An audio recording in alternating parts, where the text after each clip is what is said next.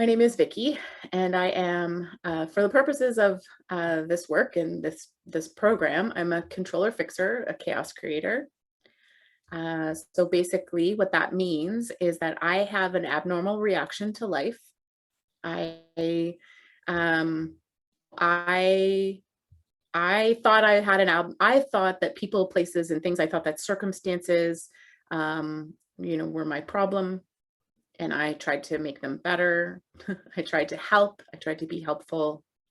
Um, but I cannot control how I react internally. I can't control how I respond to the external circumstances around me. I have an abnormal reaction in my body and in my mind to life and to the things that happen in life. And I have an inability to stop trying to people please, stop trying or to stop people pleasing, controlling, fixing, and creating chaos in my life.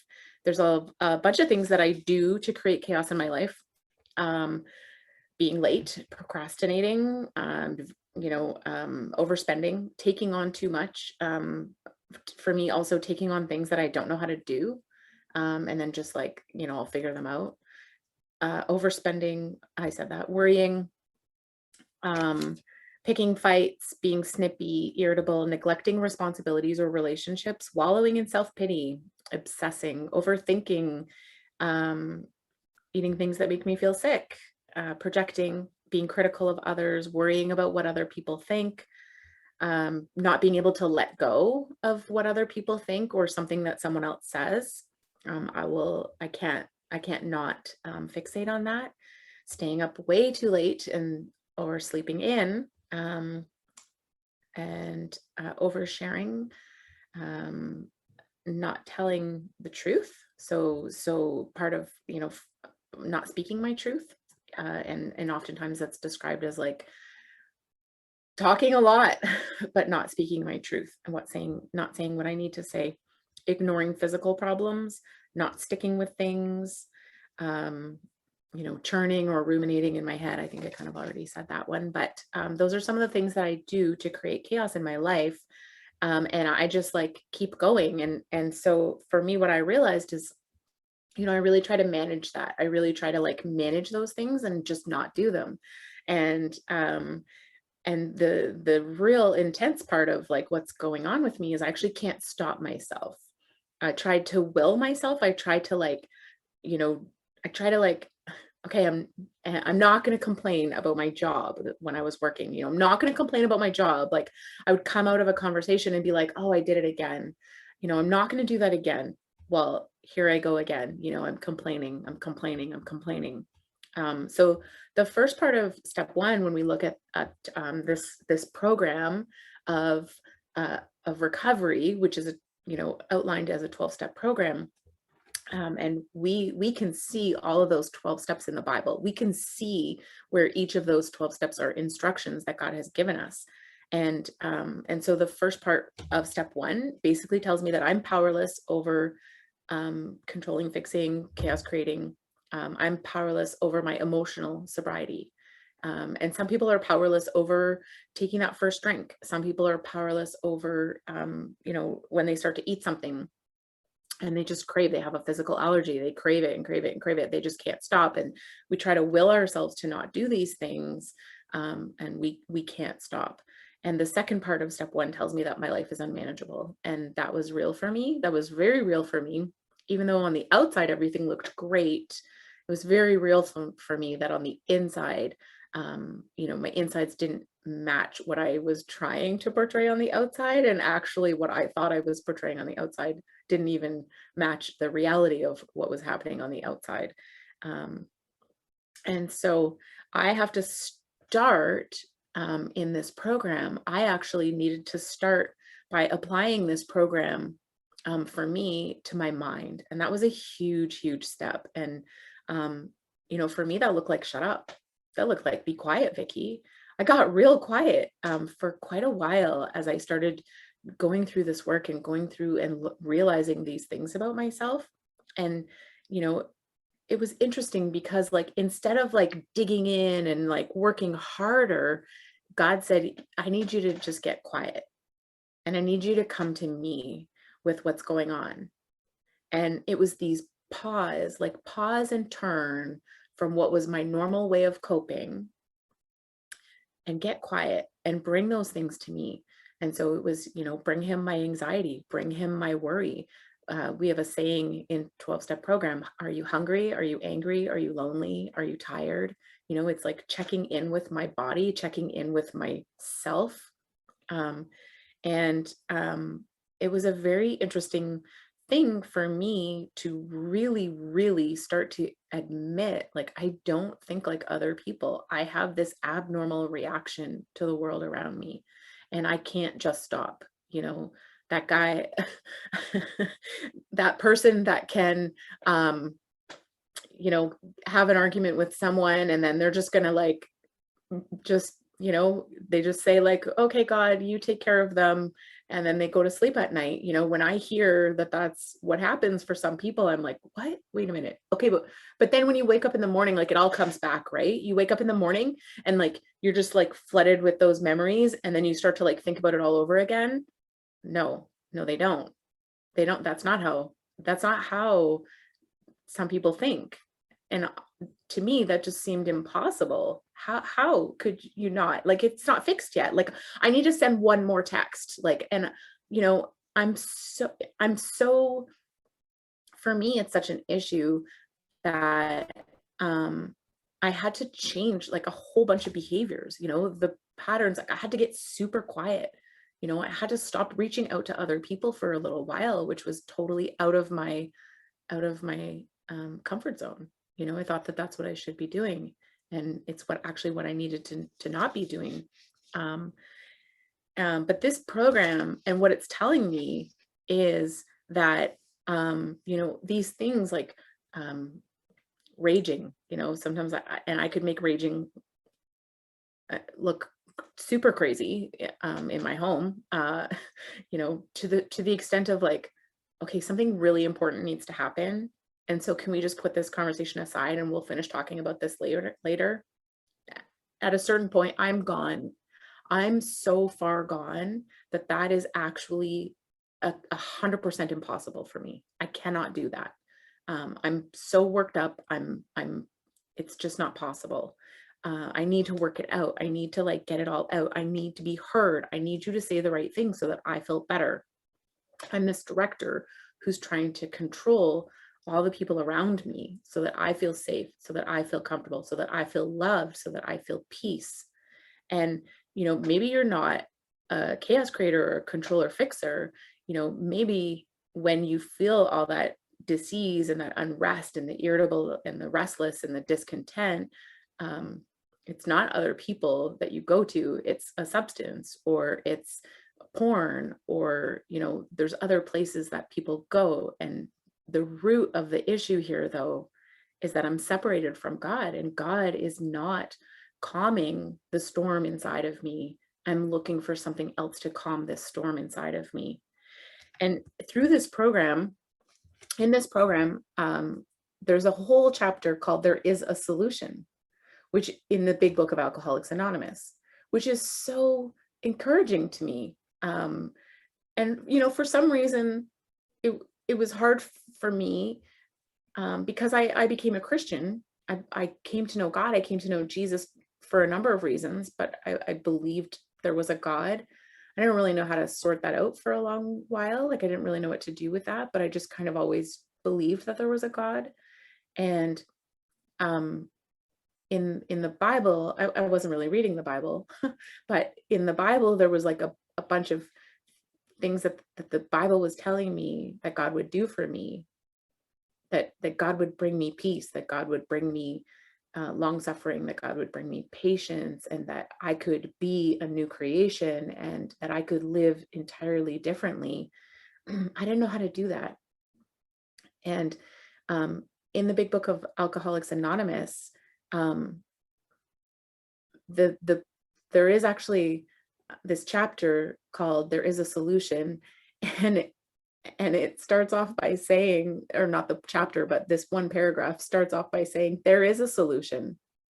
Almost none of us liked the self-searching, the leveling of our pride, the confession of our shortcomings, which the process requires for its successful consummation. But we saw that it really worked in others. And isn't that like true for me? Like, I cannot honestly say that I loved the leveling of my pride. That wasn't, self-searching is a very uncomfortable thing. Being honest about my behaviors and having to be honest to a group of people about how I'm acting and how I'm reacting, how I go back to the same thing like over and over. It reminds me, because I've talked to a lot of wives. I hear from wives and they're like, yeah, my husband's looking at porn, and he promised it's never going to happen again. And then however long later, she's saying like he slipped and he's looking at porn again, and how heartbreaking it is. She's like, holds out this hope that he won't do it. And, my heart breaks for her, but my heart breaks for him too, because I get it. I get he doesn't want to look at porn again. He really has every intention of not looking at porn again. And, to have our pride leveled to the extent that we begin to truly understand that I can't self-will this thing. And even though I think I have God, that I have a relationship with him, I haven't actually figured out how to apply God and have God be my solution, as opposed to this external thing that I'm using as my solution. So leveling my pride is basically like that, what I think I know and how I think things should go. I have to release that. I have to let it go. I think that this is the way that the world should work. And of course it should work this way. Of course it should. Right? It's only, for me, I never think things that it's never easy for me to say like, oh, I'm just going to let this go because that was silly. That wasn't really important. No, if I believe it, if I'm, especially if I believe it really strongly, it's even harder to let it go. It's even harder to release my pride. But this book and the scripture Bible is telling me like, I need to let these things go. I actually, maybe I don't have everything figured out, because the evidence of my life would say that there's something that I don't have figured out. So maybe I need to start from scratch and be willing to say, God, teach me all over again. Maybe I need a brand new experience with God. And that's what this program, that's what this book, that's what recovery is inviting me into, a brand new experience with God. It's saying, you know what, was that like, is the experience that you have with God right now sufficient? Is that enough for you? Like, are you okay with that? It's good for you? Or do you think that there could possibly be more? Could God have more for me? Or is this it?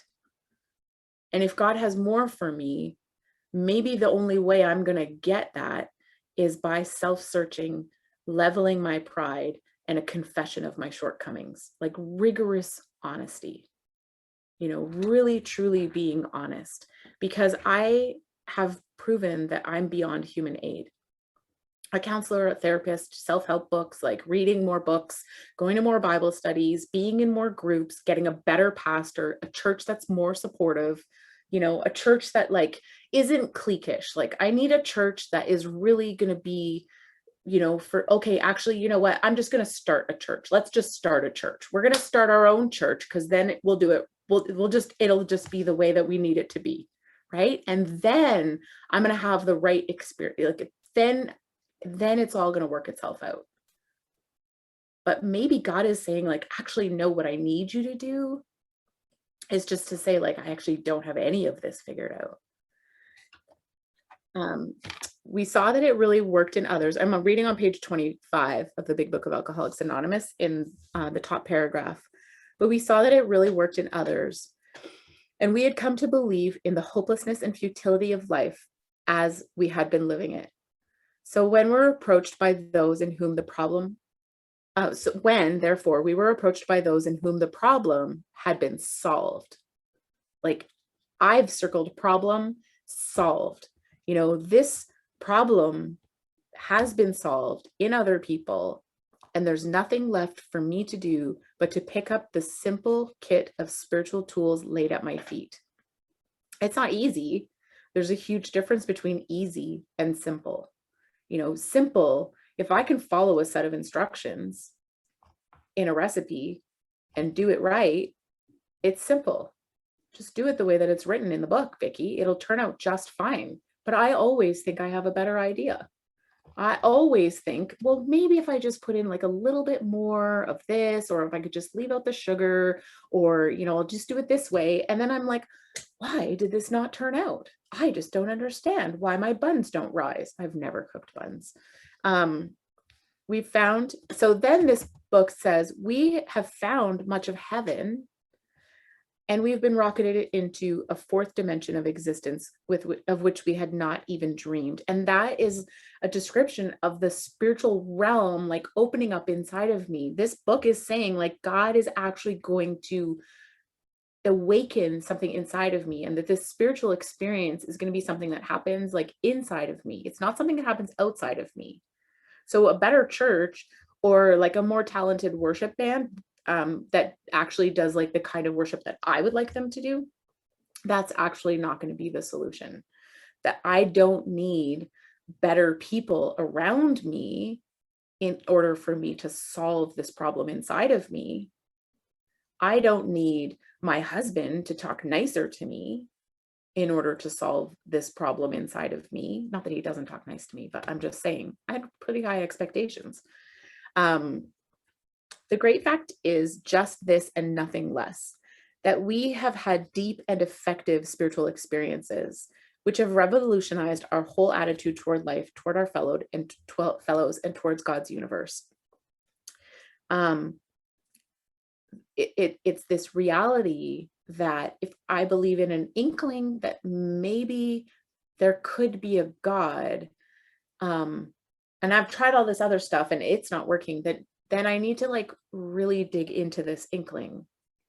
If you are seriously as much of a chaos creator as I am, if you are seriously as, and it's like emotionally unsober, if your emotions are running the show as much as mine were, there's no middle of the road solution.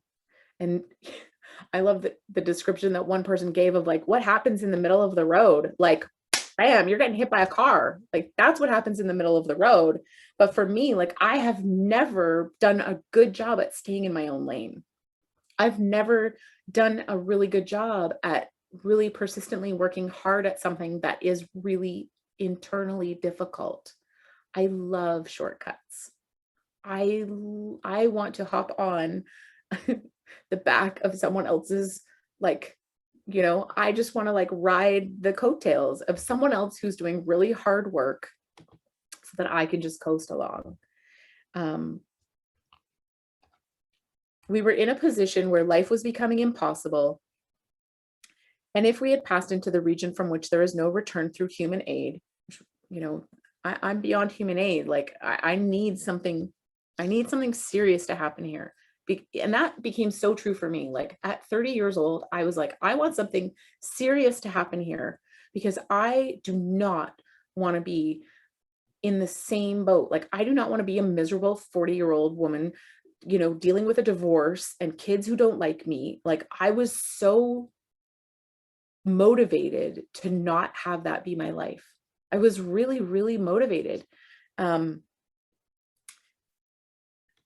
So I have two choices. If this book is saying, I have two choices. So one choice is just to keep going, just plod on to the bitter end, ignoring my intolerable situation, just putting up with the things around me that happen, just going through like, oh, here it comes again, here I go again. Or the other is to accept spiritual help. And, this solution, it's telling me like going to church, going to meetings, having good people around me is not going to, that's not going to cut it. It's not going to do it. It's like I need this like private internal solution. I need to get on my knees. This solution is going to be where no one else sees it really happening. That's where the miracles are going to happen, when no one else can really see what's going on. Like when I'm getting on my knees, when I'm crying in my car because I'm listening to a recording. I'll just tell this as a real life example. I'm listening to a recording, a recovery talk, and I start crying in my car because for the first time, I believed that God could change the way that I talk, that my personality could be different, that all these like kind of sharp edges that I know brush up against other people, that God could actually change that, that God could do some kind of miracle inside of me, that my rough edges wouldn't be like always brushing up against other people. And I just started crying in my car. I didn't hear a word the guy said. His voice was just so soft. And I just knew, it just dropped into the deep pit of my stomach, that I'm going to do this work. It's going to transform me from the inside out. And so then what starts to come out is going to be different. I need to pause. I need to learn how to pause and turn. That was like so huge for me. You know, we often call it meditation. And for me, like, I didn't really fully grasp onto the meditation thing at the beginning, but I knew I needed to be able to pause. I knew I needed to be able to quiet my mind that was never quiet, my body that could never sit still. You know, I knew that in order to sort out and have a different way of living and be able to make different choices than the ones that I had been making, like, it's not like I was intentionally making choices to do things that, you know, I was ashamed of later or that I didn't want to be doing. It's just those things were always happening. You know, I would yell at someone, my husband, or I would be irritable, or I would react, and, you know, or I would be sticking my 2 cents in, you know, I would be trying to fix or control circumstances. I'd be complaining, and I'd think later, like, oh, why did I do that? I said I wasn't going to do that. I'm doing all these things, but I didn't know how to not do them. I needed the only thing I needed to learn was to pause. Then I can pause, and in my pause I could learn how to turn. And turning to God was like, you know, it was like pause, turn to God, ask what's happening here. That was huge for me. I needed to learn some prayers that I could use in like tough moments, you know, that there would be some like other words that weren't my critical voice. My, you know, I have an internal a mind that criticizes me constantly and picks me apart, you know, and so I needed to have other words that would come to my mind when I needed them. And those were prayers that I said over and over. I needed to work this, like I needed to work this so badly when no one was looking. It was so important to, and it is truly the reason that I feel like I have, you know, in many ways been shifted and rearranged inside.